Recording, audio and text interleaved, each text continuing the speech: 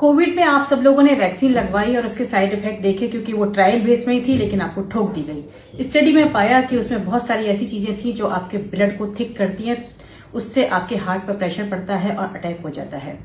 क्योंकि वो trial base में ही थी, पूरा हुआ नहीं था, लेकिन आपको लगवानी पड़ी। अब एक नया चल रहा है, एक नई वैक्सीन का कैंसर के लिए।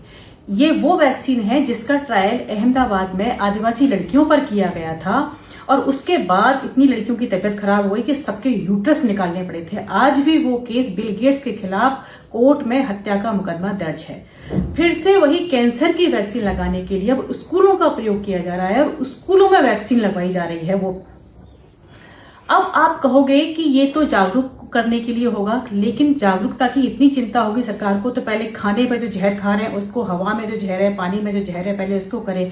कहीं ऐसा तो नहीं है कि धीमा जहर देके आपको मारने की कोशिश है। क्योंकि WHO की जो डॉक्टर सूजन है वो छोड़ चुकी है। उन्होंने कहा कि ये हेल्थ ऑर्गेनाइजेशन नहीं, ये हेल्थ ऑर्गेनाइजेशन है, यहाँ बड़े महाटगी के काम होते हैं। पोलियो की जो वैक्सीन है अमेरिका में बैन है और हमारे यहाँ पर चलती है। ऐसी हजारों वैक्सीन है जो दूसरे देशों में बंद है, लेकिन भारत में चलती है, क्योंकि यहाँ सब खप जाता है, लोगों को कोई ज्ञान नहीं है। और ट्रायल के लिए सबसे बेस्ट प्लेस है भारत, क्योंकि यहाँ किसी को कोई मतलब नहीं है ज्ञान से। तो स्कूलों में एक तो अपन में बच्चों को बोला कि स्कूलों में कोई वैक्सीन ना लगवाएं। स्कूल वैक्सीन के लिए नहीं होते हैं, ज्ञान के लिए होते हैं।